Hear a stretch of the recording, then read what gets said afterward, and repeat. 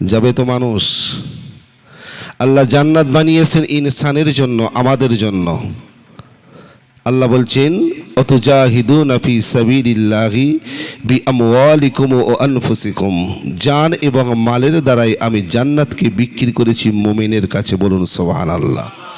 ইমানদারদের কাছে আল্লাহ জান্নাত বানিয়েছে, তবে আমার আল্লাহ মালিকানা রাখিনি, আমার আল্লাহ বিক্রি করেছেন ইমানদারদের কাছে। কথা বোঝা গেল? অ্যাকচুয়ালি তো জান্নাতের মালিক তো আমরাই, কিন্তু বলতে সাহস পাই না, একটু ভয় ভয় লাগে, তাই তো নাকি? নিজের বাপের পৈতৃক সম্পত্তি, তাতে তাই আমি জোর ধরাতে পারি না এটা আমার। আর জান্নাতের মালিকানা বলবো হুজুরের সামনে, তো হুজুর কি বলবো, রে বাবার এই এলাকার মানুষের এত বড় বকির পাটা, তাই না? মূলত পৈতৃক সম্পত্তি, বাপ মারা গেলে সেই সম্পত্তির উত্তরাধিকারী কে হয়? ছেলে হয় তো নাকি? প্রতিবেশীর ছেলেরা হয় কি না?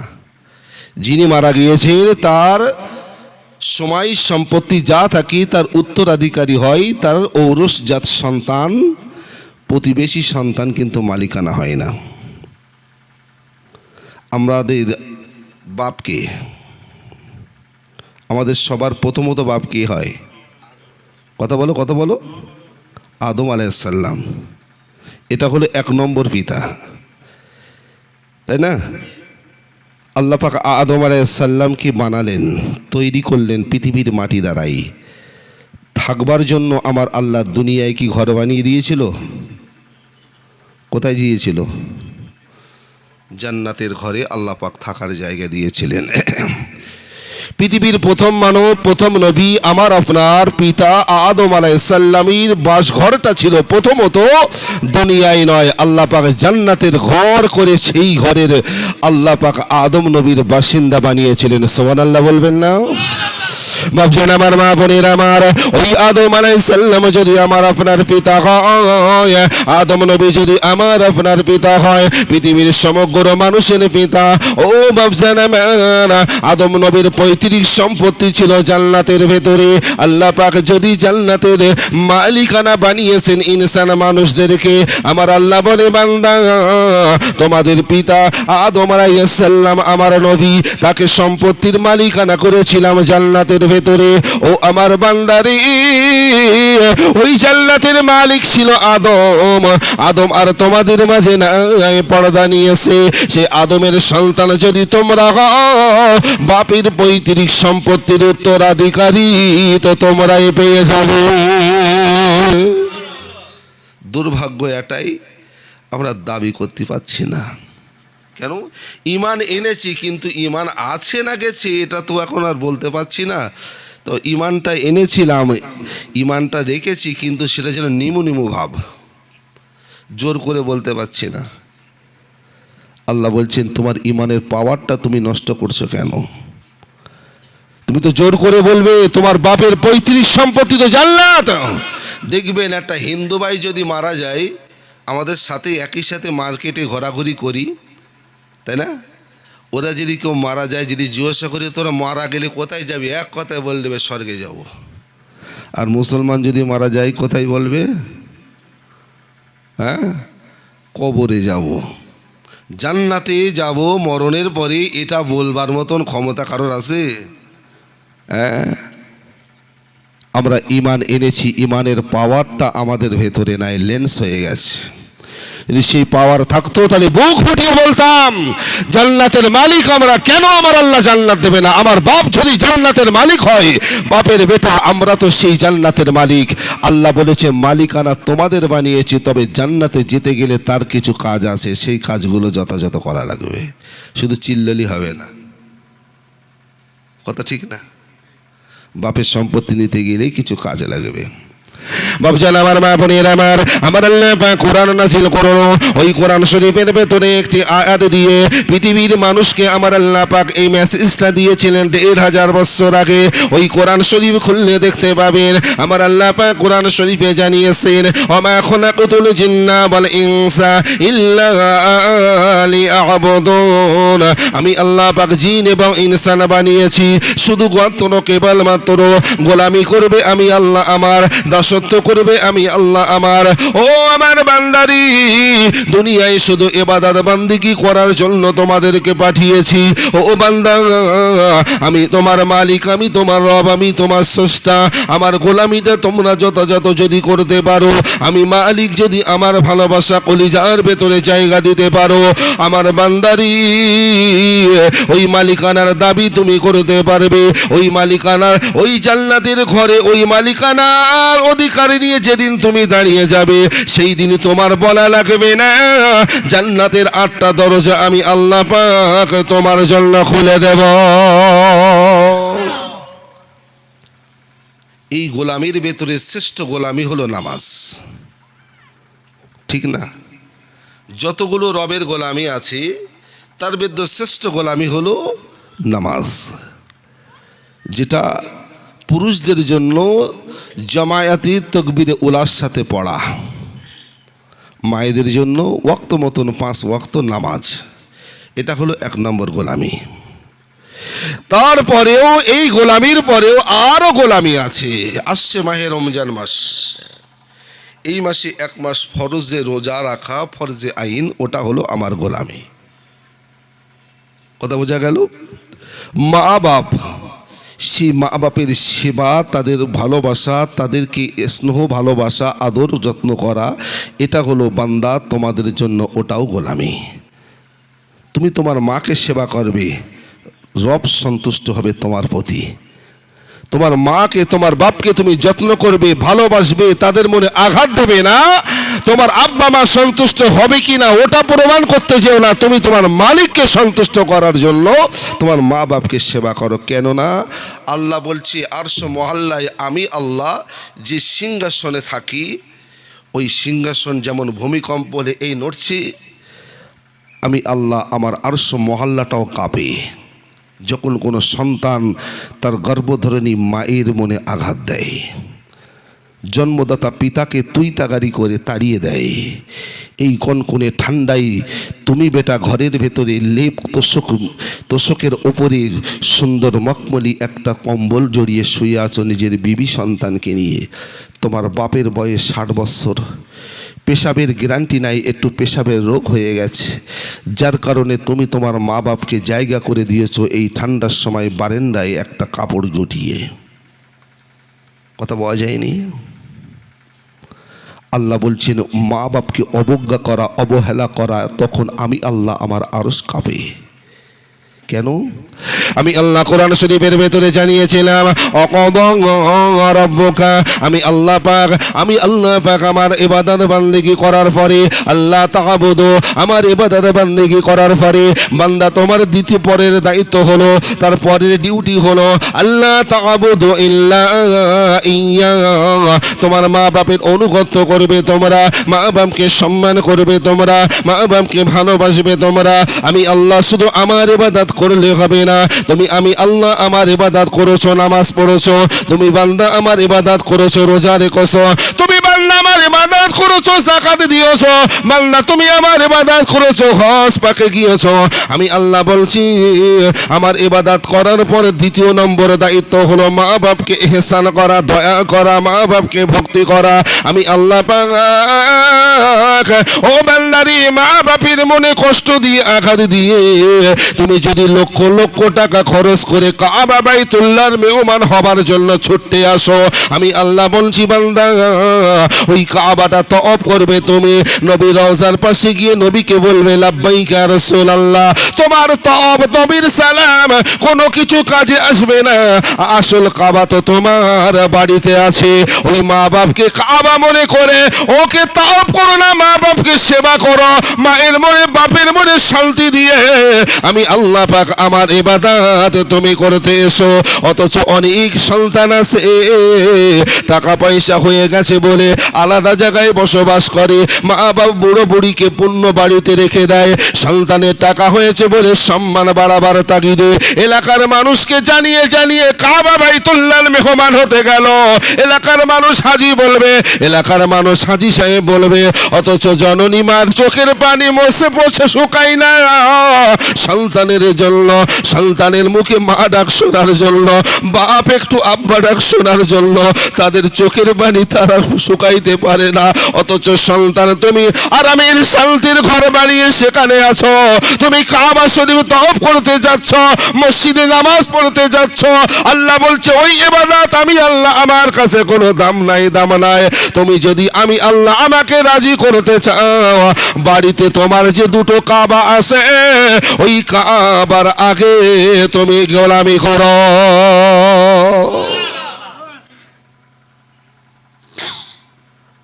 অনেক মানুষ হজে যায়, টাকা হয়ে গেছে বলে বাপ মাকে আলাদা রেখেছ, তোমার কিচ্ছু মনে নাই। আমি জুলফিকার আমি ততদিন বুঝতে পারিনি যতদিন আমি বিবাহ না করেছি। বিবাহ করি, আমার স্ত্রীর গর্ভে আল্লাহ নিয়ামত দিলেন একটি সন্তান।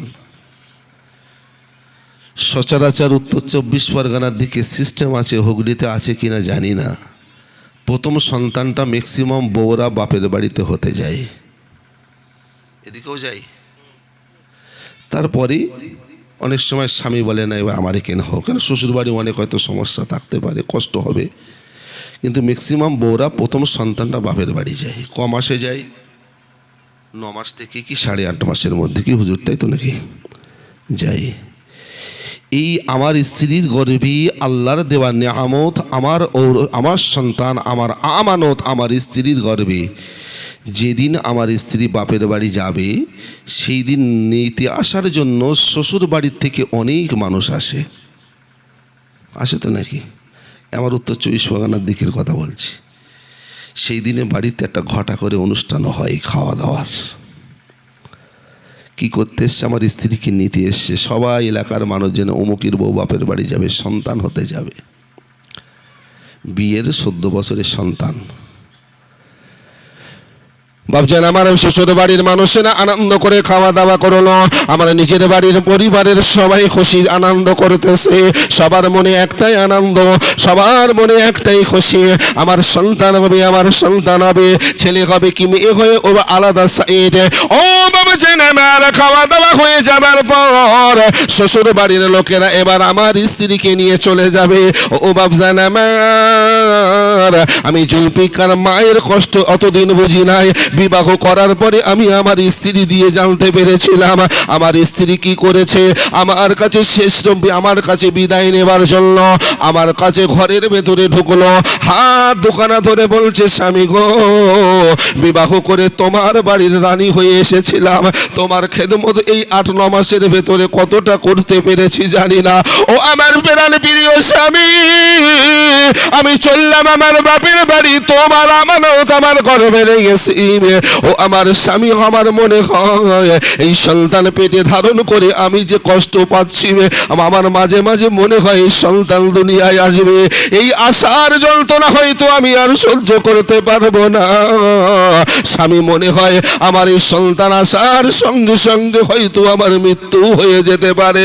ও আমার স্বামী, আমি যদি এই 8-9 মাসের ভেতরে তোমার সাথে যদি কোনো বেয়াদবি করি, তোমার কাছে যদি খেদমতের কোনো ত্রুটি করি, স্বামী আমার, তোমার বিবিকে তুমি একটু মহব্বত, একটু অন্তর থেকে ক্ষমা করে দিও। ও আমার স্বামী, এই সন্তান প্রসব করতে গিয়ে যদি আমি মারাও যাই, আমার সোনা মানিককে তুমি যত্ন করবে, আদরে স্নেহ দেবে। স্বামী গো, আমার জীবন দশায় যদি কোনো ভুল তোমার কাছে করে থাকি, তুমি আমাকে মাফ করে দেবে। ও দুনিয়ার সন্তানেরা, তুমি আমি দুনিয়ায় আসবো, আমার মাকে কেন আমার আব্বার কাছে ক্ষমা চাইতে হলো? তাহলে এতে করে বুঝে নিতে হবে আমি তুমি মায়ের গর্ভে আসার পর ওই গর্ভধারণী মা নিজে বাঁচার আশাটা ছেড়ে দিয়েছে। এতটাই কষ্ট, এতটাই যন্ত্রণা যে মানুষ মৃত্যুটাকে মেনে নেয় সন্তানের ভালোবাসার খাতিরে। ও সন্তান, দুনিয়ায় আসার পরে ওই মাকে তোমরা কেমন করে ভুলে গেলে? মাকে তুই তাগারি করো কেন রে যুবক? আব্বাকে তুই তাগারি করো না। ওই নিয়ামতটা যেদিন তোমরা হারাবে, সে সেদিন মাথার চুল ছিঁড়লেও মা বলে ডাকার সুযোগ তুমি আর পাবে না। আমি গুনাহগার জুলফিকার, আমি এখান থেকে 2.5 বছর মতন হয়ে গেছে। আমার মুশফিকুল ভাই ভালো রকম জানে আমি গুনাহগার জুলফিকার। আমার মা মারা গেল, আমি জুলফিকার এখানে ওয়াজ করলে কি হবে? এই কলিজাখানা ফেটে যায়। কেন না বাড়িতে গেলে ওই দরজার কাছে দাঁড়ালে মা আমাকে বলতো বাবা বাড়িতে এসেছো। আমি যাবার সময় ওই মা আমাকে বলতো বাবা রাস্তা থেকে যেও। মা চলে যাবার পর জীবনের আনন্দ খুশি সুখ আল্লাহ যেটাই ছিল সেটাই কলিজার ভেতরে রয়ে গেছে। একটাবার মা বলে ডাকার সুযোগ পাই না। এখানে যারাই আছেন যারা মা বাবা হারিয়েছেন বলেন না বাবা এই জবান নিয়ে যতই কথা বলি না কেন কোন ডাকে শান্তি নয়, মা ডাকের ভেতরে যতটা শান্তি পাওয়া যায়। কথা ঠিক না? জলসা করে বাড়ি যাব, বউটা আমার পকেট দেখতে পারবে। সকালবেলা মেয়েটা বলে আব্বু খাবার আনেননি, জলসা করে এসছেন খাবার নিয়ে আসেননি। বন্ধু বান্ধবগুলো ফোন করে বলবে হাদিয়া কত দিল। কথা ঠিক না? সকালবেলা মা বলছে বাবা তোর মনে হয় সারা রাত ঘুম হয়নি বাবা, খুব কষ্ট হয়েছে না রে বাবা, আয় দেখি আমার পাশে আসো। পৃথিবীর জমিনে সন্তান আমার খোঁজ নেবার, ভালো মন্দর খোঁজ নেবার সবচেয়ে দামি নিয়ামতটাই তো মা। আমার ভাইজান বসিরহাটে যাই আমাদের ওখানে, আমি মাঝে মাঝে ফোন করি সবরসানিতে। আমি জুমারাত্রে জিকির করি। পীর সাইফুদ্দিন সিদ্দিকী হুজুর রহমাতুল্লাহ আলাইহি হুজুর এজাজাত দিয়েছিল, মেজলা হুজুরের আওলাদ পীর সাইফুদ্দিন হুজুরের এজাজাতে আমি জিকিরে মজলিস করি। মাঝে মাঝে ফোনটাকে অন করি, ভাই ব্যবসায় যাবে, আলেমের কাছ থেকে দোয়া চাচ্ছ তাই না? হুজুর একটু দোয়া করবেন, বোম্বে যাচ্ছি, এখানকার মানুষ তো কারবার করেন, এক কতন পড়ে দেবেন, জুম্মায় তাবাররুক নিয়ে যাবে, একটু দোয়া করবেন আল্লাহ যেন ব্যবসায় বরকত দেয়। করে কি করে না হুজুর? পরীক্ষায় যাচ্ছেন, হুজুর দোয়া করে দেবেন, 10টা টাকা হাদিয়া রাখেন, আপনি দোয়া করে দেবেন, করুন, অসুবিধা নাই, কোনো কিচ্ছু করা লাগবে না। মাকে মনে শান্তি দিয়ে তুই একটাবার চলে যাও। আমি জুলফিকার এত বড় মায়ের দোয়াই, হুজুর এত বড় তার বাপ মায়ের দোয়াই। ভাইজান যতটুকু করছে এখন অভাবের দুনিয়া পার করে এসে যতটুকু শান্তি, ভাইয়ের মা মরেনি, ওনার আব্বা মরেনি, যেটা আমরা রেখে এসেছি ওটা তো ছিল ফেরেম, ওটা তো বডি। নিশ্চয়ই আল্লাহ পাকা আলা ইল্লিন আলা সিজ্জিনের দুটো যে কোনো একটা জায়গায় রেখে দিয়েছেন। রোহানি নজরে মা দেখছেন। আমার বাবা দিল্লি যায়, আমার বাবা বোম্বে যায়। রাসূলুল্লাহর সহিহ হাদিসের ভেতরে মায়ার দরদি নবী জানিয়েছেন সাহাবীরা আমি রাসূলুল্লাহ বলছি শোনো, তোমাদের মা বাপ বেঁচে থাকলে জান্নাত, মা বাপ মারা গেলেও জান্নাত। আমি দ্বীনের নবী মুহাম্মদুর রাসূল বলছি সাহাবী হুমা জান্নাতুকা ওয়া নারুকা, মা বাপ বেঁচে থাকলেও জান্নাত, মারা গেলেও জান্নাত। সাহাবীরা বললেন ইয়া রাসূলুল্লাহ হুজুর আমার মা বাপ মারা গেলে কি করে জান্নাত হবে? কেননা মা বাপের খেদমত কেমন করে করব? আমার নবী বলছেন সাহাবীরা ওই মা বাপ মরে নাই রে, মরে নাই, মা আছে রুহের জগতে। ওই মায়ের কবরের পাশে দাঁড়াও, নতুবা বাপির কবরের পাশে দাঁড়াও। যদি তাও না দাঁড়াইতে পারো জুমারাত এশা নামাজ খানি পড়িবার পর, জুম্মা দিনে জুমা নামাজ পড়িবার পরে মালিকের কাছে দুখানা হাত তোলো। কোরআন শরীফে আল্লাহ কোট করে রেখে দিয়েছেন দুনিয়ার মানুষের জন্য। তবে ওই মানুষগুলো কোন মানুষ? যারা মা বাপ হারিয়েছেন। আমার আল্লাহ পাক কোরআনে তার দলিল দিয়ে বলেছেন এ দুনিয়ার সন্তানেরা মা মারা গেছে, বাপ মারা গেছে বলে আফসোস করো না। ওই মা বাপের জন্য তোমার এখনো হক তুমি আদায় করার তোমার রাস্তা আমি আল্লাহ রেখেছি। হাত দুখানে তুলে আল্লাহর কাছে বলো রব্বির হামহুমা কামা রাব্বায়ানি সগীরা। আর কিছু বলা লাগবে না। এর বাংলা অর্থ হলো মালিক আমার মা আমার বাপ আজকে আমার কাছ থেকে বিদায় নিয়েছে। আল্লাহ ওই বাপ মা আমাকে কত আদর করে কত ভালোবাসা দিয়ে এই ঠান্ডা শীতের সময় জননী মায়ের কোলের ভেতরে ঘুমিয়েছিলাম। রাতের বেলা কতবার পেশাব করে কাপড় ভিজিয়েছি। আমার মা আমার ভিজে কাপড় সরিয়ে শুকনো কাপড় জড়িয়েছে, অথচ মায়ের শাড়িটা মায়ের ছায়া গায়ের ব্লাউজটা ভিজিয়েছি পেশাব করে। রাতের বেলা একবারের জন্য ওই মা কিন্তু শাড়ি পাল্টাতে ওঠে না। সারা রাত আমার ওই শৈশব দুগ্ধ জীবনের পেশাব জড়িয়ে জড়িয়ে আমার মা সারা রাত পার করেছে। তারপরেও মা শুধু আমাকে কাপড় জ্বালায়নি, ওই মা আমার বুকের ভেতরে বুকের ওই গরম শীতল ওই মায়ার স্লোর বাতাস দিয়ে আমাকে মানুষ করেছে। আল্লাহ গো, যে বাপ মা ভালোবাসার স্লোহর কোলে মানুষ করেছে মালিক আল্লাহ, তুমি আমার আব্বা মাকে তোমার ওই রকম রহমতের কোলে তুমি জায়গা দিয়া দাও। আমার নবী বলেন সাহাবী, তুমি যদি তোমার মা বাপের জন্য যদি আল্লাহর কাছে দোয়া করে এই চোখের এক ফোঁটা পানি ঝরাইতে পারো, আল্লাহ খুশি হয়ে যাবে। কবরবাসী মা বাবা যদি জাহান্নামী হয়, নেক সন্তানের দোয়ার কারণে ওই মা বাপের কবরকে আমার আল্লাহ জান্নাতুল ফেরদাউস বানিয়ে দেবেন। একটু মন খুলে বলে সুবহানাল্লাহ, নারায়ে তাকবীর। নেক সন্তান কথা বোঝা যায়নি। নেক সন্তান হতে হবে। তোমার মা বাপ জাহান্নামী, নামাজ পড়তো না আগেকার মানুষ, তাই না? নামাজে এত পাবন্দি ছিল না। জানি না আমার ওই বাপজি জীবনে অনেক নামাজ কাজা করেছে, হয়তো আল্লাহ জাহান্নামে দিয়েছে, এটা আমার ধারণা। আল্লাহ বলছে আমি কোরআনে কোট করে রেখেছি রে, কিয়ামত পর্যন্ত থাকবে, কিচ্ছু বলতে হবে না, শুধু অতটুকুই বলো। তোমার মালিকের কাছে কাঁদো। মায়ের ঋণ শোধ করার ক্ষমতা পৃথিবীর কোনো সন্তানের নাই। কথা বলেন, কত সন্তান কি মা পেটের ভেতরে গলা টিপে মেরে দেয়, তাই না? মা হতে চায় না। কত মা আছে সন্তান আসার আগে তার শারীরিক পরিকাঠামোর উল্টো পাল্টা খারাপ দেখাবে বলে পেটের সন্তানকে নারী সিজার করে বাদ দিয়ে দেয়। ওরে যুবক, তোমার আমার মা তো সেটা করেনি।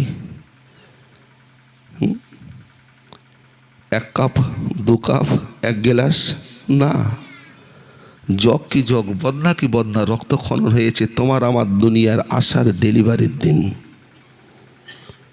যদি দেখতে না দেখার ইচ্ছা থাকে কোনো নার্সদেরকে বলো, তারা বলে দেবে কতটা ব্লাড বার হয়। তোমার আমার হাতে একটু স্ক্যান কেটে গেলে এক দু ফোঁটা ব্লাড বার হয়, তাতে আমাদের হুঁশ আউট হয়ে যায়। তোমার আমার যেদিন প্রসব করে হয়েছিল সেই দিন মায়ের শরীর থেকে গেলাস কি গেলাস, বদনা কি বদনা, জগ কি জগ ব্লাড শুধু ঝরিয়ে গেছে। যেমন কোরবানির গরু গলায় পোঁচ চালালে রক্ত বার হয়, মায়ের ব্লাড ছড়িয়ে গেছে। যুবক রে, ওই মা বাপ যদি বেঁচে থাকে তোর জন্য জান্নাতের দরজা খোলা। যদি বলবেন হুজুর সবই জানি, কেন বলছেন? সমাজে দেখতে পাচ্ছি আজকে বুড়ো বুড়ো বাপ মাগুলো এই মেসেজটা, এই সংবাদটা কেউ জানুক চাই না জানুক, আপনাদের ইমাম সাহেবকে ভালো করে একটু নাড়া দেবেন, বলে দেবে। সেই ব্যক্তিগুলোকে না, আমি তো ইমামতি করি, অনেক বুড়ো বুড়ো মানুষ এসে আফসোস করে, ইমাম সাহেব খোঁজ খবরে নাই, চাজি খবর কি, মনের দুঃখ বলতে পারে না, একটা বারের জন্য বদদোয়াও দেয় না। দেয় কি? হ্যাঁ, বোম্বে যাচ্ছ, হুজুরির কাছ থেকে দোয়া নিয়ে যাচ্ছ না, মায়ের কাছ থেকে যাও। আজকে তুমি ধনী হয়েছো, আজকে তুমি টাকাওয়ালা হয়েছো, সোনার ব্যবসা করতে করতে সোনার দোকান তোমার হয়ে গেছে। অহংকারের পর্দা নিয়ে তোমাকে অহংকার গ্রেফতার করে ফেলেছে। আজকে তুমি বুক ফুটিয়ে বলো, আমার কাদ্দানি, আমার মর্দানি, আমি আমার যোগ্যতায় আমি টাকাওয়ালা হয়েছি না। আরে বাবা না, আল্লাহ তোমার উপরে রহমত বর্ষণ করেছে, তোমার রিজিকে আল্লাহ বরকত দিয়েছে, তবে আমার মালিক আমার আল্লাহ তোমাকে টাকাওয়ালা আল্লাহ বানাতেন না। তুমি কেন টাকাওয়ালা হয়েছো শোনো। তুমি ব্যবসায়ী যাবার আগে ইমাম সাহেবকে বললে, হুজুর এক খতম পড়ে রাখবেন, জুমা দিনে দোয়া করবেন, আমি 1-2 লাখ টাকা, 5 লাখ, 10 লাখ টাকা ব্যবসায় লাগিয়েছি এক পার্টনারের সাথে, হুজুর একটু দোয়া করে দেবেন, আল্লাহ যেন বরকত দিয়ে দেয়। বাড়ির মা বেঁচে ছিল, তাকে বলো নাই, আব্বাকে বলো নাই, ইমামকে বলেছ, মুসল্লিরা জেনেছে। ওই টাকাটা পার্টনারের সাথে ব্যবসা করার পরে 1 বছর পরে 1 লাখ 10 লাখ টাকা তোমার এখন 20 লাখ হয়ে গেছে। তখন তুমি বুক ফুলিয়ে বলছো, হুজুর এবছরে আরো 1 খতম বেশি পড়বে, কেননা তোমার দোয়া আল্লাহ কবুল করে আমার ব্যবসা বরকত দিয়েছে। এই কথা বলে কি বলে না? আমার যোগ্যতায় হয়েছে। কিন্তু যেদিন গাদিন আমি এই ব্যবসাটা করার জন্য 1 সপ্তাহ আগে বাড়ি আসতাম ডেলি রাত টাইম মতন, যেদিন থেকে ব্যবসায় লেগেছি সেই টাইমের আর হিসাব নাই। মায়ের মনে খটকা দেয়, কিন্তু ছেলে যে মায়ের সাথে কথা বলতে চায় না। জনম দুঃখিনী মা, আমি যে ছেলে আমার বন্ধুকে ডেকে বলে, রে শোন শোন, তোর বন্ধু আমার বেটা কোথায় কি করে কি জানিস বাবা? বলে কেন চাচিমা? বলে ছেলে আমার আগে টাইম মতন বাড়ি আসতো, এখন দেখি খুবই যেন ব্যস্ত। বলে চাচিমা তুমি কি জানো না? বলে কি? বলে তোমার বেটা তো ব্যবসায়ী লেগেছে, ব্যবসায়ী লেগেছে, 10 লাখ টাকা ব্যবসায়ী লেগেছে। ও চাচিমা তুমি কি জানো না? জননী মা আমার মিথ্যের আশ্রয় নিয়ে বলে, বাবা সব জানি, একটু জিজ্ঞাসা করেছে, আদৌ মা খবর রাখে না। ও ব্যবসা আমার ওই জননী মা কিন্তু মনের কষ্ট মনের ভেতরে দাপন করে দিয়ে যাই নামাজ পাটিখানা বিছিয়ে যখন 5 ওয়াক্ত নামাজ পড়ে, ওই নামাজে নিজের শরীরের জন্য দোয়া চাই না, নিজের সেপার জন্য দোয়া চাই না। ওরে হতভাগা সন্তানের, ওই মা জননী তখনই তোর জন্য দোয়া করেছিল, ও আল্লাহ আমার সন্তানও যে নাদান, ওর আমাকে না বলে কারবারে গিয়েছে। আল্লাহ আমার বেটা যে ব্যবসায় গিয়েছে, রিজিকের মালিক তুমি আল্লাহ। আল্লাহ তুমি তো বলেছো, ওমা মিন দাব্বাতিন ফিল আরদ ইল্লা আলাল্লাহি রিজকুহা, রিজিকের মালিক তুমি আল্লাহ, হালাল পন্থায় ব্যবসা করবে, রিজিক দেবে আল্লাহ। ও আমার মালিক, ও আমার বেটা আমার গর্বের সন্তান, আল্লাহ আমার বলতে ভুল করেছে, আমি যখন আমার বেটার প্রতি অসন্ত হই না, তুমি আমার বেটার মালিক, আমার মালিক, আমার বেটাকে আমি ক্ষমা করে দোয়া চাই আল্লাহ, তুমি আমার বেটার ব্যবসাতে তুমি কবুল করে ওই ব্যবসায় বরকত দিও। আমার আল্লাহ বলে, এ দুনিয়ার সন্তান মায়ের দোয়া কারেন্টের মতন কবুল হয়। একটা সুইচ যদি মারো, সুইচটার ল্যাম্প জ্বলতে সময় লাগে। মা বাপ যদি সন্তানের জন্য দোয়া করে, চোখের পানি ফেলে, ওই পানিটা বেকার যায় না রে বাবা, ওটা আল্লাহর আরশ পর্যন্ত পৌঁছে যায়। ও আমার বাবা জানি না, যুবক ছেলে তুমি বলছো হুজুর আরো 2 খতম বেশি বড়, না না হুজুরের দোয়ায় হয়নি, হুজুরের দোয়ায় হয়নি গো, মুসল্লিদের দোয়ায় হয় না, যেটা হয়েছে সেটা তোর অগোচরে তোর মায়ের চোখের পানি আর বাপের আন্তরিকা তোর দোয়ার বরকতে পেয়েছে। আমি হুজুর আমার দোয়া কবুলের গ্যারান্টি নাই আছে? ফুরফুরা শরীফের পীর সাহেব হুজুর আসলে গ্যারান্টি আছে? নবীরা যদি দোয়া করি, কথা বোঝা গেল? পীর পীরজাদা আলেম ওলামা সাধারণ মানুষ হাজি গাজী সুফি শায়েখ যেই বলুক না কেন, এর দোয়ার কোনো গ্যারান্টি, সহি হাদিস মায়ের দোয়ার গ্যারান্টি 100 to 100 আছে। কথা বোঝা যায়নি? আমি মনে করছি আমি আজকে 5 তলা বিল্ডিংয়ের মালিক, ফ্যাক্টরির মালিক। তুমি তোমার যে মাকে তাচ্ছিল্য করছো, ওই মা এখনো পর্যন্ত মাটিকে বিছানা বানিয়ে রাত দিন কাটিয়ে যাচ্ছে, ক্ষুধার তাড়নায় মাঝে মাঝে পানি খেয়ে থাকছে। তারপরেও সন্তানের জন্য বদদোয়া করে না। আমার ইমাম সাহেব ভাই আজকে যে আসনে বসে আছে গর্বের সাথে আমাকে বলছিল, হুজুর এই মসজিদের ইমাম আমার আব্বা ছিল, আজকে আমি করছি। তার আব্বা ছিল, আব্বার জায়গায় ইমামের জায়গায় সে দাঁড়িয়েছে। আব্বা মা স্বপ্ন দেখেছিল আমার ছেলেটা দিনের আলেম হবে। আমি যেমন মসজিদের ইমাম হয়েছি, নেতা হয়েছি, আমার বেটাও একদিন নেতা হবে। আল্লাহ কবে যে বাপ মার দোয়া কবুল করেছে, আজকে সম্মানের আসন পেয়েছে। এলাকার মানুষ তাকে সম্মান করেন, ভালোবাসেন, ইমাম বলে জানেন, নেতা বলে মানেন। কার দোয়ার বরকতে হলো? তার মা বাপের দোয়ার বরকতে। কথা ঠিক না? সে মা বাপকে ভুলে গেলে হয়? আল্লাহ বলছেন আমি আল্লাহ আমার ইবাদত বান্দেগি করার পর দ্বিতীয় নম্বর দায়িত্ব হলো মা বাপের প্রতি ইহসান করো, দয়া করো, ভক্তি করো। কেন ওই মা হলো সেই মা রাতের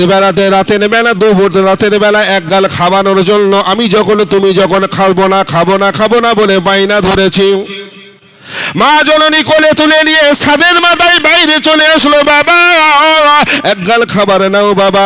আমি মাকে বলেছিলাম মা খাবার নিতে পারি? ওই যে আলোটা জ্বলছে আসমানে আকাশে মা ওটা কি? আমি বললাম বাবা ওটা হলো চাঁদ। মা ওর পাশে ওটা কি? আমি বললাম বাবা ওর নাম হলো তারা। কিছুক্ষণ পরে মা আমাকে আবার জিজ্ঞাসা করলাম ও মা ওটা কি? আবার বলছে চাঁদ। বাবা ওটা কি? ওটা তারা। আবার জিজ্ঞাসা করেছি মা ওটা কি? মা বলছে চাঁদ। ওটা কি? আবার তারা। ও বাবু জান আমার একই জিনিস বারবার আমরা জিজ্ঞাসা করি, মা বারবার একই কথা বলে।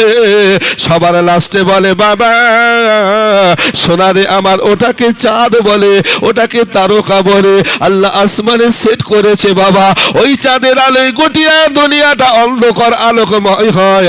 ভেঙে চুরে বলে একটা বাড়ির জন্য আমরা বেটা আমাদের দুষ্টুমিতে মা বাপ আমাদের আষাঢ় মেরে ফেলে দেয় না। অথচ আজকে বেটা তুমি বড় হয়ে গেছো, মা বাপ বুড়ো বুড়ি হয়ে গেছে, ওদের স্মরণ শক্তির পাওয়ার আর তেমন ততটা নাই। এখন মা যদি একটা কথা দুবার জিজ্ঞাসা করে বেটা আমাদের মাথা গরম হয়ে যায়। একটা কথা বাপ যদি তিনবার জিজ্ঞাসা করে বেটার মাথা গরম হয়ে যায়। কেন রে তুই যখন ছোট ছিলে তুমি তো তোমার মাকে বারবার কথা রিপিট করে করে জিজ্ঞাসা করেছিলে, তারপরেও মা কোলে নিয়ে বলছে আমার সোনার মুখের কথা যেন তোতা পাখির মতন লাগে। আর এখন মা বাপ বুড়ো বুড়ি যদি তোমাকে একটা কথা দুবার বলে তোমার গায়ে জ্বালাপালা করে। শুনে রেখে দাও, জেনে রেখে দাও, যত বড় নামাজি হও, যত বড় বক্তা হও, জেনে রেখে দেবে মায়েকে যদি তাচ্ছিল্য করো তোমার ওই আমলে বাদাত তোমাকে জান্নাতের মালিক কিন্তু বানাবে না। কথা ঠিক বললাম? যেখানেই যাবেন মনে মনে স্মরণ করবেন, দেখবেন গাড়ির পেছনে লেখা থাকে, লরির পেছনে লেখা থাকে মায়ের দোয়া, থাকে না? কথা বলছেন না কেন? থাকে কি না? মায়ের দোয়া পৃথিবীর জমিনের সবচেয়ে দামি নিয়ামত মায়ের। আমার ভাই এখান থেকে সপ্তাহ 10 আগে আমারে ফোন করে বলছি, আমি এতটা আগে জানতাম না, আমি এর আগে একবার এসেছিলাম ভাইয়ের বাড়িতে, ভাই আমার বাড়িতেও গিয়েছেন, আমি জানতাম ওনার আব্বা নাই, কিন্তু মায়ের বিষয়টা আমি অতটা খোলাসাভাবে জানতে পারি নাই। যাই হোক ছোট্টবেলায় মা হারিয়েছে, আজকে খুশি আনন্দ সর্ব আবশ্যক।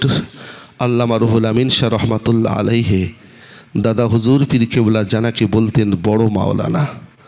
শুধু বাংলার নয়, গোটা ভারতবর্ষের এশিয়া মহাদেশের ভেতরে বড় মাওলানা নামে আখ্যায়িত করেছেন বসিরহাট আল্লামা রুহুল আমিন শাহ রহমাতুল্লাহ আলাইহে।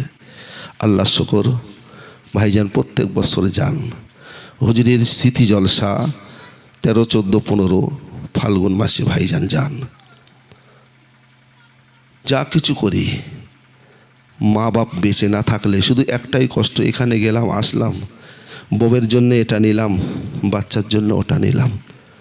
আজকে মাটা থাকলেও যদি তার কাছে গিয়ে একটা ওড়না নিয়ে বলতাম মা গিয়েছিলাম বসিরহাটে একটা ওড়না এনেছি, আব্বা গো তোমার জন্য একটা টুপি এনেছি, অপছন্দ হলেও মনের ভেতরে তাদের শান্তি, ওই অতটুকু মুচকি হাসি জান্নাতের দরজা তোমার খুলে যাবে।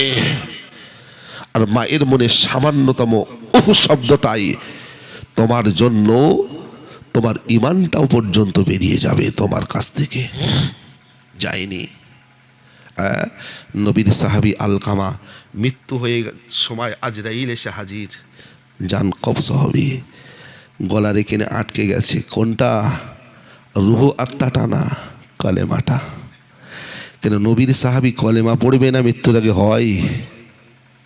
সাহাবীরা বলছেন আলকামা, মনে হয় তোমার মৃত্যু সাহিত তুমি, মনে হয় তোমার হায়াত আর বেশি নাই। আলকামা একটা বার কলেমা করো। কেন? বিশ্বনবী তার পাক জবানে জানাছেন, মান লা ইলাহা ইল্লাল্লাহ, মান কানা লা ইলাহা ইল্লাল্লাহ ফাদাখালাল জান্নাহ। যার শেষ কথাটা হবে লা ইলাহা ইল্লাল্লাহ ফাদাখালাল জান্নাহ, ওই ব্যক্তির জান্নাত হবে তার আসল ঠিকানা। বলুন না সুবহানাল্লাহ। বিগাইর হিসাব, কোনো হিসাব লাগবে না, শুধু শেষ শব্দটুকু হবে লা ইলাহা ইল্লাল্লাহ। আলকামা একটা বার কলেমা পড়ো। আলকামা লা লা মানে গলা রেখে আটকে গেছে। অন্যান্য সাহাবীরা টেনশনে পড়ে গেছেন, দৌড়ে ছুটে চলে গেছেন নবীর দরবারে। আল্লাহর নবীকে ডেকে বলে, ইয়া রাসূলুল্লাহ, হুজুর আপনার সাহাবী আলকামার কলেমাখানা আলতাগরায় আটকে গেছে, শেষ সময়ে কলেমা কি পড়তে পারবে না? ইয়া রাসূলুল্লাহ, হুজুর গো, মনে হয় কিছু সময় পরে আজরাইল এসে জানটা নিয়ে যাবে। ইয়া রাসূলুল্লাহ, হুজুর শেষ সময় কলেমা তালকিন করতে বলি, আলকামা কলেমাটা পূর্ণাঙ্গ বার করতে পারে না। নবী আমার ছুটতে এসে ওই দৃশ্য দেখে আমার নবী আলকামাকে বলে, ও বাবা আলকামা, কলেমা খানা পড়ে নাও, পড়ে নাও, পড়ে নাও। আমি দ্বীনের নবী মুহাম্মদুর রাসূল বলছি, তুমি আমার সাহাবা হয়েছো তো কি হয়েছে? নবীর সাহাবা হয়েছে বলে জান্নাতি না, না, না। মান কানা লা ইলাহা ইল্লাল্লাহ ফাদাখালাল জান্নাহ, যার শেষ কলেমা হবে লা ইলাহা ইল্লাল্লাহ, ওর জন্য জান্নাত আমার আল্লাহ ওয়াজিব করে দেবে। আলকামা কলেমা পড়ো, কলেমা পড়ো, পড়তে পারে না। আমার নবী অবাক হয়ে বলে, সাহাবীরা যাও যাও, আলকামার কি মা বেঁচে আছে? বলে, হ্যাঁ ইয়া রাসূলুল্লাহ, আলকামার মাকে খবর দিয়ে নিয়ে এসো। আলকামার মাকে যখন আনা হয়েছে, ওই বুড়ি মা এসে আলকামার সামনে দাঁড়িয়েছে। আল্লাহর নবী বলে, তুমি কি আলকামার মা? বলে, হ্যাঁ ইয়া রাসূলুল্লাহ, এই বেটা হলো আমার, আমি গোলাম গর্ভধারিণী মা। বলে, ও মা, তোমার আলকামার শেষ সময় মৃত্যু সাহিত কলেমাটুকু বার হইতেছে না। ও আলকামার মা, আমি দ্বীনের নবী মুহাম্মদুর রাসূল বলতেছি, আলকামার মা গো, তুমি কি তোমার এই সন্তানের জন্য কোনদিন কি তুমি বদদুয়া করেছিলে? আলকামার মা বলে, ইয়া রাসূলুল্লাহ, হুজুর হ্যাঁ আমার মনে আছে, একদিন আমার আলকামার জন্য আমি বদদুয়া করেছিলাম।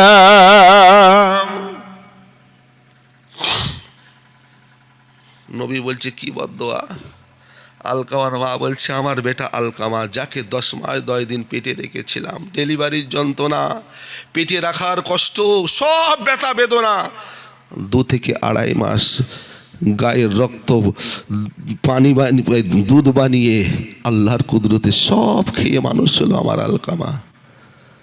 আমার আলকামা আমার কলিজায় এমন আঘাত দিয়েছিল, সেই দিন আমার কলিজাটা পেটে চৌচির হয়ে গিয়েছিল। আমি ফট করে বলেছিলাম, তোর মৃত্যুটা তোর বেঈমানি হালাতে হবে। কথা বোঝা যায় নাই? একটা দিন, সারা বছর নয়, একবার, শুধু একটা কষ্টই। আল্লাহ বলছেন, ওয়ালা তান উফিল্লাকুম ওয়ালা উফিল্লাকুম ওয়ালা তানহারহুমা, খবরদার মা বাপ, এই শব্দটুকু যেটা লাগলি বলে, ওটা যেন মার না হয় তোমাদের কারণে। তোমরা সন্তান, তুমি যে বলে শব্দ তোমার মা করবে, তোমার মা তো মা নয়, ও তো জান্নাত। কেননা আল্লাহর নবী মায়ের কথা একজন সন্তানের কাছে সম্মান করব, খেদমত করব, কার নবী বলেছেন মায়ের, দ্বিতীয়বার বলেছেন মায়ের, তৃতীয়বার বলেছেন মায়ের, চতুর্থবার বলেছেন বাপের। আবার কিছু কিছু জায়গায় মা বেঁচে থাকলে বাপের মর্যাদা বেশি দেখায়, তাই না? অত দিনের নবী বলেছেন মায়ের মর্যাদা বেশি, তাই বলে বাপকে ফেলে দেওয়া যাবে না। তিনবার মায়ের কথা উল্লেখ করার পরে আমার নবী বারবার ও উম্মু তোমার মা, দ্বিতীয়বার বললেন তোমার মা, তৃতীয়বার বললেন খেদমত করবে তোমার মা, চতুর্থবারে বললেন তোমার পিতা তোমার বাপ। তাহলে বাপের চেয়ে মায়ের মর্যাদা কম না বেশি? 3 গুণ বেশি। কথা বোঝা গেল?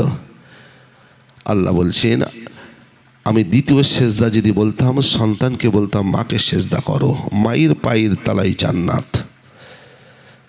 গোটা দুনিয়ার সন্তানের মায়ের দাম কেন বেশি? আজকে মাকে, মহিলাকে আমরা তাচ্ছিল্য করি, কিন্তু ওই মহিলার পায়ের তলায় জান্নাত আছে। আর আমরা স্বামীরা আবার মাঝে মাঝে বলি না না না হুজুর, আমরা স্বামীরা, আমরা পুরুষ, আমাদের পায়ের তলায় জান্নাত আছে, তাই না?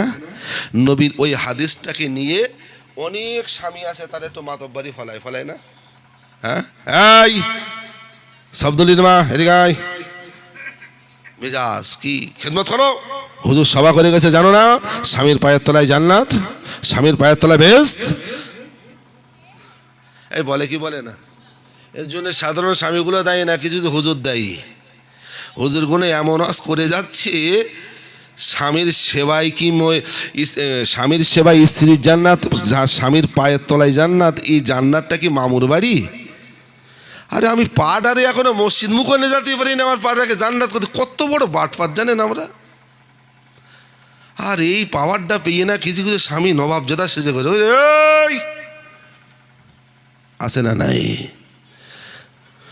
মূলত আমরা যে স্বামী, আমাদের পায়ের তলায় জান্নাত নয়, বরঞ্চ আমাদের জান্নাত হলো মায়ের পায়ের তলে। বলুন না সুবহানাল্লাহ। মায়ের পায়ের দাম আছে না নাই? পৃথিবীর পপ মহিলারা হলো মা, কথা ঠিক নি? আলকামার মা বলছে এতটুকু বল দোয়া করেছিলাম। বাবজান আমার মা বোনেরা আমার, দয়ার নবী আমার বললেন আলকামার মা, তুমি কি এখনো তোমার বেটাকে কি তুমি ক্ষমা করবে না? তুমি কি তোমার বেটাকে তুমি মাফ করবে না? আলকামার মা বলে ইয়া রাসূলুল্লাহ হুজুর, আমি আলকামার মা সেই দিন যে আঘাত পেয়েছিলাম, কষ্ট পেয়েছিলাম, ওই আঘাত ওই কষ্ট সহ্য করতে না পেরে আমি যে আলকামার জন্য দোয়া করেছিলাম, ইয়া রাসূলুল্লাহ আপনি হয়তো জানেন না, আমার আঘাত সেই কষ্টটা আজও আমার কলিজার ভেতরে, আমি আমার আলকামে মাফ করব না। আমার নবী বারবার বলাতে আলকামার মা মাফ করে না। আমার নবী হিকমত অবলম্বন করে বললেন ও আমার সাহাবীরা, একটুখানি তোমরা আগুন ধরাও। নবীর কথা মতন অন্যান্য সাহাবীরা যেই না আগুন জ্বালিয়েছেন, দিনে নবী আমার বলে ও সাহাবীরা, আলকামার মা যখন ক্ষমা করবে না, মাফ করবে না, আলকামা যখন বেঈমান হয়ে মারা যাবে, তাহলে যাও যাও আলকামাকে তোমরা চাকিয়ে নিয়ে ওই জ্বলন্ত আগুনের ভেতরে তোমরা ফেলে দাও। সাহাবীরা নবীর কথা মতন আলকামাকে তুলে যেই না আগুনে ফেলতে যাবে, ওরে দুনিয়ার সন্তান, পৃথিবীর জমিনে মা বাবা কনকনে ঠান্ডায় ঠকঠক করে কাঁপতেছে, তোমরা ঘরের ভিতরে এসি লাগিয়ে ঘরের ভিতরে তোমরা আরামের ঘুম ঘুমাইতেছো, তোমার মা বাপের ওই কাঁপানিটা তোমার নজরে পড়ে না। কিন্তু আলকামার মায়ের ভেতরে, কলিজার ভেতরে এতটা টান, শুধু আগুনে ফেলার জন্য রেডি। আলকামার মা সব কষ্ট ভুলে গিয়ে আমার নবীকে বলে ইয়া রাসূলুল্লাহ হুজুর, আমার বেটা সে তো আমার কাছে অপরাধ করেছে, না ইয়া রাসূলুল্লাহ আমার বেটাকে আলকামাকে তুমি আগুনে ফেলো না। আমার নবী বলে আলকামার মা, তুমি যদি তোমার বেটাকে ক্ষমা না করো, মাফ না করো, তোমার আলকামা বেঈমান হয়ে মারা যাবে, কলেমা নসিব হবে না। আর যখন বেঈমান হয়ে মারা যাবে, এ তো দুনিয়ার আগুন, কিন্তু জাহান্নামের আগুন এর চাইতে আরো তাপ বেশি। আলকামার মা বলি, আমি আলকামার মা, আমার সব কষ্ট আমি মূল থেকে তুলে দিয়ে আমার আলকামাকে আমি মা হয়ে মাফ করে দিলাম। সঙ্গে সঙ্গে হযরতে আলকামার গলায় আটকে থাকা ওই তাওহীদের কালেমাটা পূর্ণাঙ্গ বার হয়ে গিয়েছে। একটু মন খুলে বলে সুবহানাল্লাহ। ফুরফুরা শরীফের ছোট হুজুর পীর কেবলার একটা সাহেবজাদা আছেন আপনাদের গ্রামের, আপনার তো ফুরফুরা এলাকার মানুষ, পীর সিরাজ সিদ্দিকী হুজুর আছে না? হ্যাঁ, আমি জুলফিকার, আমার বয়স কত? গলা ফেটিয়ে চুটিয়ে চৌচির হয়ে যাচ্ছে। হুজুর যদি এখনো নাত পড়ে, সিরাজ সিদ্দিকীর গজল, হুজুরের ওয়াজ, এই কি আপনারা কি বুঝতে পারছেন তো নাকি? সিরাজ সিদ্দিক আসে আপনাদের এখানে, জলসা শুনেছেন হুজুরের? এখনো গলার টোন বার হয়নি। ছোট হুজুর পীর কেবলা তিনি তানার বেটা সিরাজ সিদ্দিকীকে পাশে বসিয়ে বলেছিলেন, বাবা আমি তোমার বাপ হয়ে পিতা হয়ে বলছি, তোমার জীবনে এই গলার টোন, এই এলহান মৃত্যুর আগ মুহূর্ত পর্যন্ত বসবে না, টনটনে থাকবে। আমি তোমার বাপ ছোট হুজুর বলছি, বলুন সুবহানাল্লাহ। আমি জুলফিকার যদি এখন একটা নাদ বলি দম থাকবে না, কিন্তু সিরাজ সিদ্দিকীর গজল এখন শুনলে মনে হয় 18 বছরের যুবক গজল বলছে, তাই না? ও গজাদ তুমি বলে দাও আমার নবীজি কোথায়? ও গজাদ তুমি বলে দাও আমার নবীজি কোথায়? কোথায় গেলে পাবো নবীকে? পাক নবীজির রওজায়। ও গো চাঁদ তুমি বলে দাও আমার নবীজি কোথায়? আল্লাহুম্মা সাল্লি আলা।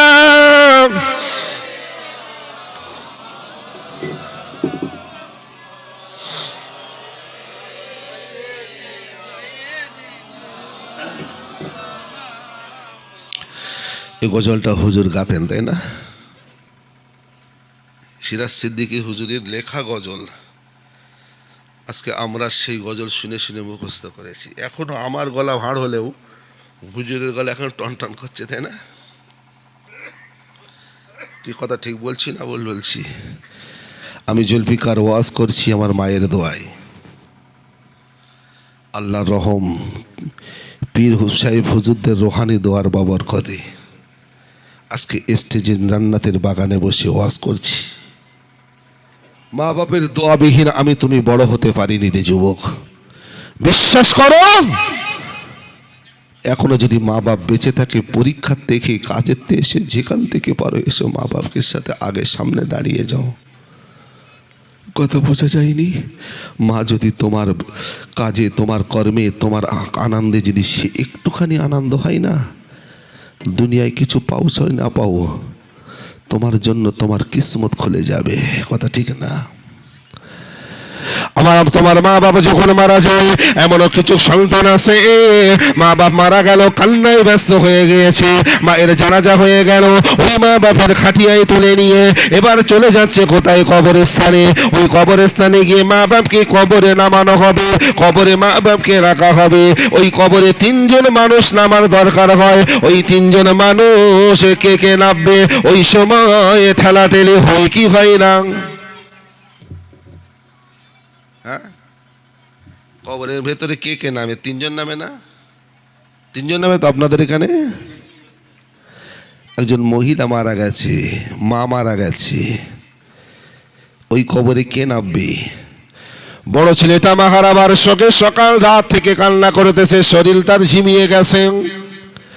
মেজেটার শরীর একটু হৃষ্টপিষ্ট, কিন্তু অতটা না কাঁদলে মানসিক দিক দিয়ে দুর্বল হয়ে গেছে। ছোটটা তো একদম মাটিতে নিয়ে গেছে। পৃথিবীর জমিনে একটা মহিলা যখন মারা যায়, ওই মহিলার বয়স যদি 70 থেকে 80 বছরের বুড়ি হয়, কোরআন শরীফের ভেতরে আমার আল্লাহ পাক জানিয়েছেন যে মহিলার সাথে তোমার জন্য বিবাহ হারাম। ওই পুরুষগুলোই শুধু মহিলার খাটিয়া ছুতে পারবে, ওই পুরুষগুলোই মহিলার কবরস্থানে নামতে পারবে। তাহলে ওই মহিলা 80 বছরের হলেও মারা যাবার পরে ওই মহিলা 80 বছরের বুড়ি হলেও আমি জুলফিকার, আমি তো তার বেটা নয়, আমি তার নাতি নয়, আমি তার ভাই নয়, আমি তার নিজের রক্তের চাচা নয়, আমি তার নিজের বাপ নয়, তাহলে আমি যখন রক্তের বেলাডের কেউ নয়, তাহলে আমি 18 বছরের ছেলে হলে ওই দাদিমার খাটিয়া শোভা, দাদিমার কাপড়ে হাত দেবা আমার জন্য জেনার গোড়া হয়ে যায়। ওরে যুবক, অনেকে আসে খাটিয়া কাঁধে করে কবরস্থানে নিয়ে যায়, কিন্তু একটা বার হোশ থাকে না, জীবনে জেনা বলতে কিছু কোনোদিন করেনি, বেগানা নারীর দিকে কোনোদিন তাকায় না।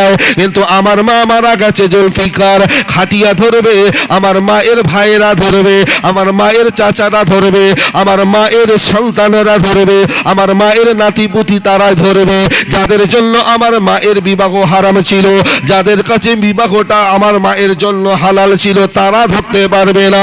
এই পাড়ার মহিলা মারা গেল, ওই পাড়ার ছেলে এসে খাটিয়া যদি সবের নিয়েতে খাটিয়া ছবে, কিন্তু ওর জন্য জেনার গোনা ছেলেটা ওর জন্য পেয়ে যাবে। কিন্তু না রে যুবক, খাটিয়া কাঁধে করে বহন করা সবের কাজ, তবে ছেলে মারা গেলে যে কোনো মানুষ খাটিয়া বহন করে নিয়ে যেতে পারবে। তোমার একটু মনের ইচ্ছা আমি খাটিয়া নিয়ে যাব, খাটিয়া মানুষের শেষ পালকিটা সবার ইচ্ছা হয়, তাই না? কাঁধে করে নিয়ে যায়, একদিন তো আমিও পালকিতে শোবো, ঠিক না?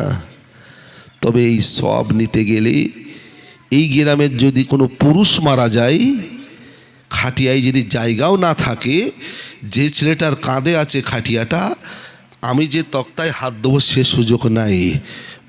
তুমি সবের নিয়েতে ওর গায়ে ওর কাঁধে হাত দিয়ে হাঁটো, ওতেই সব হয়ে যাবে, বলুন সুবহানাল্লাহ। কিন্তু যদি একটা বুড়ি মনেই মারা যায়, সেই মহিলা বুড়িটার চামড়া গুটিয়ে এখানকার চামড়া এখানে এসেছে, তার হলেও ঝিমা দাদিমা হলেও তুমি বেগানা, তোমার জন্য ওই খাটিয়া সবা হারাম হারাম হারাম।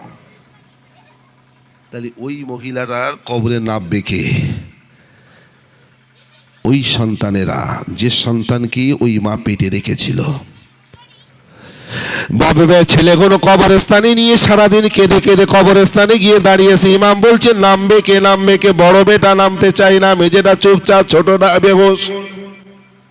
এলাকার মানুষ ব্যস্ত, কে নামবে কে নামবে। হঠাৎ করে ইমাম বলছে, বেটা তোমরা নেমে যাও মায়ের কবরে। কিছু কিছু কিছু কিছু শিক্ষিত সমাজের মানুষ ওই কবরস্থানে আওয়াজ দিয়ে বলে, না না, বড় বেটাকে নামাস না, মাথা ঘুরিয়ে পড়ে যাবে। বলে কিনা, ওর সেন্স ঠিক নাই, মা মারা গেছে, এই মেজেটা নামাস নি, ও একদম দুর্বল, বলে কি বলে না? মায়ের বেটার দুশ্মন কবরস্থানে গেলেও পাওয়া যায়, ওরা হলো মায়ের বেটার দুশ্মন। আমি বলবো ওই ছেলেটাকে জোর করে হলেও নামিয়ে দাও, ওই ছেলের কিসমত খুলে যাবে, ভাগ্য খুলে যাবে। কেননা ওই মা ওকে পেটে ধরেছিল, ছেলেটা যদি কবরে মাকে শোয়াতে গিয়ে মাথা ঘুরে যদি পড়েও যায়, যাক, ওরা সারা জীবনের লাইফটা ওই মায়ের জন্য আমার আল্লাহ পাক ওকে খুলে দেবে। ওরে যুবক, ওই তো হলো সুবর্ণ সুযোগ, একটা বার হলেও ওই মাকে হাতে করে কবরে একটা বার শোভা। কেননা তোকে তোর মা এই কোলের ভেতরে, এই পেটের ভেতরে একদিন নয়, দুদিন নয়, টানা 10 মাস 10 দিন পেটের ভেতরে নিয়ে তোকে নিয়ে রাস্তা রোডে ঘুরেছে, ডাক্তার বাড়ি গিয়েছে, খাওয়া দাওয়া করেছে, প্রয়োজন কাজ মিটিয়েছে। কিন্তু মা একটা বাড়ির জন্য তোকে আমাকে পেটে নিয়ে নিজেকে বোঝা মনে করেনি। সব সময় পেটে হাত দিয়ে সন্তানের যখন চোট না লাগে, আঘাত না লাগে, তারপরে মা রাতের ঘুম ঘুমাইছে। আর সেই মাসকে যখন মারা গিয়েছে, তোর কপাল খুলে যাবে।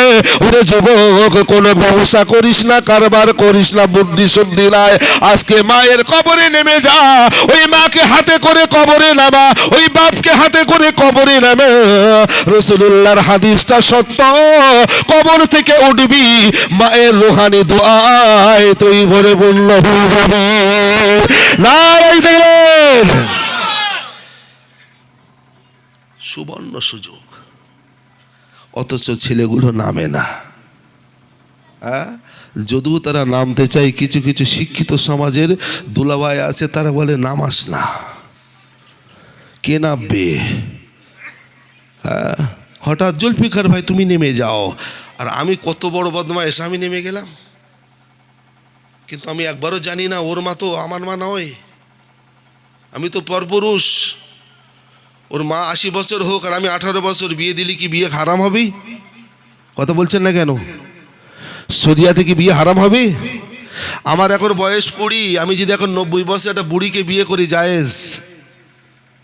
সে আমার ঝিমা, শরিয়াতে জায়েজ। তাই ওর মা হলেও আমার কাছে ছিল বেগানা। কথা বলা যায় নাই? খবরদার ওই জায়গায় গিয়ে যেন জেনার গোনা কুড়িয়ে বাড়ি আসবে না। এই মাকে যদি মারা যায়, বাপকে মারা যায়, বেটা তুমি নামো, কবর থেকে তুমি উঠবে, তোমার মা বাপের রুহানি দোয়া নিয়ে তুমি উঠবে, পৃথিবীর কেউ তোমাকে আটকাতে পারবে না। হযরত বাইজিদ গোস্তামী রহমাতুল্লাহ আলাইহি আল্লাহর ওলি হওয়া থেকে কেউ কি বাঁচাতে পেরেছেন? এক গ্লাস পানি মায়ের মাথার কাছে নিয়ে বাইজিদ গোস্তামী হুজুর দাঁড়িয়ে আছেন। কথা বোঝা যায় নাই? হ্যাঁ, সারাটা রাত। কেন? মা চেয়েছিল কিন্তু মা ঘুমিয়ে গেছে। যদি রাতের বেলা ফট করে ঘুম ভেঙে যায় আর যদি বলে বাবা বাইজিদ পানি দেবে না, হ্যাঁ, তাহলে কি হবে? তাহলে বাইজিদ গোস্তামী না ঘুমিয়ে গ্লাসটা নিয়ে দাঁড়িয়ে আছেন, ঘুম ভেঙে দেখে বেটা আমার মাথার কাছে, মা মন ভরে গেল। এমন দোয়া করলেন, আল্লাহ আমার বাইজিদ তার মাকে পানি পান করানোর জন্য সারাটা রাত দাঁড়িয়ে দাঁড়িয়ে জেগে জেগে কাটিয়েছে। আল্লাহ আমার বাইজিদকে তুমি এমন মকাম দান করো, সে শুধু আমার এলাকার নয়, গোটা দুনিয়ার মানুষের কাছে যেন আল্লাহর ওলি হতে পারে, সবাই যেন তাকে চিনতে পারে। মায়ের দোয়া পেয়েছেন বাইজিদ গোস্তামী, আল্লাহর ওলি হয়ে গেছেন। আজকে কি শুধু ভারতের মানুষ চেনে নাকি? কথা বলেন, গোটা বিশ্বের মানুষ চেনে কি চেনে না? কথা ঠিক তো নাকি?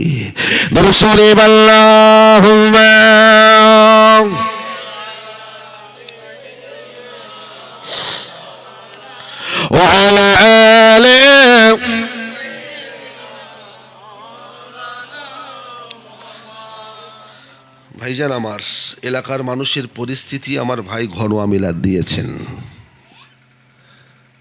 কথা বোঝা গেল? সকলে দোয়া করবেন আল্লাহ যেন তার দ্বারাই এমন কিছু কাজ করিয়ে নেন। কাজটা কি ভালো না খারাপ? নিয়তটা ভালো না খারাপ?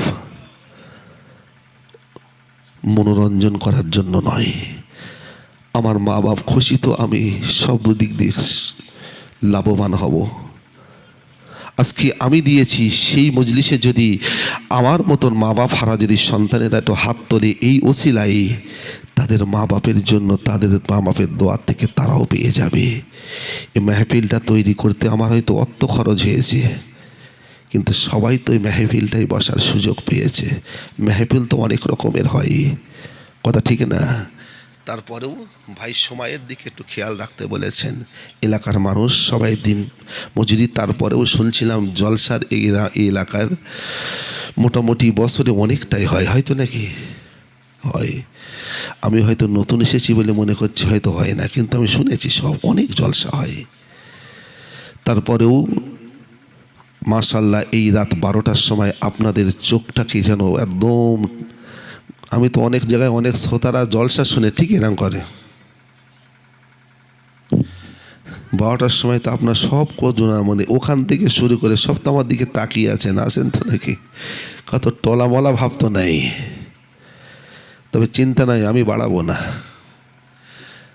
মনের মধ্যে শুধু হচ্ছে তাই তো, কে দূর যে টানবেনি। হ্যাঁ, এই চিন্তা ভাবনা হচ্ছে নাকি? বুঝতে অসুবিধা হচ্ছে না তো? হ্যাঁ, অযোগ কি লাগছে? বায়ানে কেন অসুবিধা হচ্ছে? মানে তোমরা কি বলছো বাবা? সেই পেছনের ভাইগুলো বলো, কোনো অসুবিধা হচ্ছে? মনে কষ্ট নিয়ে না শোনা। হ্যাঁ, আমার নবীকে সবাই রাজি করো, আল্লাহ রাজি হয়ে যাবে। আমার নবীর চাঁদ মুখখানা দেখার সুযোগ পেয়ে গেলে, কিসমতে জুটে গেলে আল্লাহকে তুমি দেখতে পেয়ে যাবে। কথা ঠিক নাই? হ্যাঁ, ফেরেশতা জিবরাইল আমিন আমার নবীর কাছে ওহী নিয়ে আসতেন। কোরআন শরীফের কিছু কিছু আয়াত আছে যে আয়াতগুলোর তফসির ব্যাখ্যা এখনো পর্যন্ত পৃথিবীর কোনো আলেম বার করতে পারেনি, কিয়ামত পর্যন্ত পারবে না। আলিফ লাম মিম এর ব্যাখ্যা কি, তফসির কি? হামিম, তসিন, ইয়াসিন, কাফ হা ইয়া আইন সদ, তহা, এই যে সূরার আগে আছে না নাই ইয়াসিন, এর তফসির না, এই তফসির কেউ করতে পারেনি। আল্লাহ বলছে দুনিয়ার আলেমেরা ইলম অর্জন করে অহংকার করছো, এর তফসিরগুলো করে একটু অহংকার করো। এর জ্ঞানটা কার কাছে আছে? জিবরাইল যখন কাফ হা ইয়া আইন সদ ওহী নিয়ে নবীকে বলছি, আল্লাহর নবী আপনি পড়েন, আল্লাহ আমাকে পাঠিয়েছেন, কোরআন শরীফের আজকে এইটাই নাজিল হবে, পড়েন। কাফ হা ইয়া আইন সদ। নবী বলছে জিবরাইল তুমি তো ওহী নিয়ে আসো, কোনোদিন প্রশ্ন করিনি, যার কাছ থেকে ওহী নিয়ে আসো তাকে কি তুমি দেখেছো? ফেরেশতা জিবরাইল বলছি ইয়া রাসূলুল্লাহ ওই সৌভাগ্যটা হয়নি এখনো, তা তোমার কি দেখার ইচ্ছা হয় না? জিবরাইল বলছি ইয়া রাসূলুল্লাহ কার না ইচ্ছা হয় মালিককে দেখার, কিন্তু সম্ভব নয়। নবী বললেন কেন জিবরাইল? বলে ইয়া রাসূলুল্লাহ আপনার আগের নবী পয়গম্বর মুসা কালিমুল্লাহ আল্লাহ দেখার তামান্না নিয়ে আল্লাহকে রাজি করতে গিয়েছিলেন। আল্লাহ বলেছিলেন সম্ভব না, লান তারানি ইয়া মুসা, সম্ভব না। মুসা নবী জেদি নবী নয়, মুসা নবী ছিলেন আদুরে নবী। আল্লাহর কাছে আদর করে করে যেমন ছোট্ট বাচ্চা তার বাপের কাছে বায়না করে, আদর করে করে পকেট থেকে টাকা নেয়, মায়ের কাছ থেকে আঁচল ধরে মা দাও না মা, দাও না মা, দাও না মা, মানে আদর করতে করতে মায়ের কাছ থেকে টাকা নিয়ে আইসক্রিম খাই। যে মুসা নবী আল্লাহর আদরি নবী ছিল, তাই সবসময় আল্লাহর কাছে ওই নাম, আল্লাহ দেবে না, আল্লাহ তুমি কেন দেবে না আল্লাহ, মানে একটা কথাই মিটে যায়। মুসা নবী পাল্টা কথা বলতেন, আল্লাহ পাক এই জন্য কালিমুল্লাহ ডিগ্রি দিয়েছিলেন, সুবহানাল্লাহ বলবেন না? সেই মুসা কালিমুল্লাহ আল্লাহকে বলছে আল্লাহ কেন দেখাবে না, আমি দেখবো তো। আল্লাহ বলছে ঠিক আছে, তুমি যখন সোনার নবী না আমার আদুরে নবীতে চলে এসো। কোথায়? তুর পাহাড়ে আসলেন, নূরের তাজাল্লি দেখলেন, মুসা নবী সেখানেই বেহুশ। আল্লাহ দেখার শখ পূরণ হয় নাই। জিবরাইল বলছেন ইয়া রাসূলুল্লাহ আপনার পূর্বের নবী আল্লাহ দেখতে পাইনি, আর আমি জিবরাইল থতুমতু আমি আল্লাহ দেখতে পাই। আমার নবী বলল জিবরাইল আল্লাহ দেখার তামান্না এখনো আসে না নাই? বলে ইয়া রাসূলুল্লাহ কে না আল্লাহকে দেখতে চায়? আমার নবী বলল জিবরাইল ওই আল্লাহকে যদি তুমি দেখতে চাও তাহলে তুমি এখানে নয় তুমি আবার সিদরাতুল মুনতাহায় চলে যাও। আমার নবীর কাছে জিবরাইল দাঁড়িয়ে আছে সোনার মদিনায় মসজিদে নববীতে। নবী আমার জানিয়ে দিলেন জিবরাইলকে, ও জিবরাইল চলে যাও, আল্লাহকে তুমি দেখতে পাবে। ও বাপজানার জিবরাইল নবীর কদমের উপরে চুম্বন দিয়ে আল্লাহ দেখার মত নিয়ে তামান্না নিয়ে প্রথম দিন পৃথিবী নামক জগৎ থেকে পাড়ি দিয়েছেন। প্রথম দ্বিতীয় তৃতীয় চতুর্থ পঞ্চম ষষ্ঠ সপ্তম 7 আসমান পাড়ি দিয়ে সিদরাতুল মুনতাহায় জিবরাইল পৌঁছে গিয়েছে। ও বাপজানার সিদরাতুল মুনতাহায় জিবরাইল বলে এটাই তো আমার বাড়ি, আমি এতদিন তো এখানে থাকি আল্লাহকে দেখতে পাই না, অথচ নবী রাহমাতুল লিল আলামিন বলেছে ওখানেই গেলে পেয়ে যাবে। ও বাপজানার জিবরাইল আল্লাহ দেখার তামান্না নিয়ে নবীর কাছ থেকে দোয়া নিয়ে আনন্দ ভরা মন নিয়ে চলে এসেছেন, কিন্তু জিবরাইল আল্লাহ দেখার তামান্না নিয়ে সিদরাতুল মুনতাহায় দাঁড়িয়ে থাকলো। কিছু সময় পরে কিছু দূর আগিয়ে গিয়ে দেখেন ওই যে কে একজনা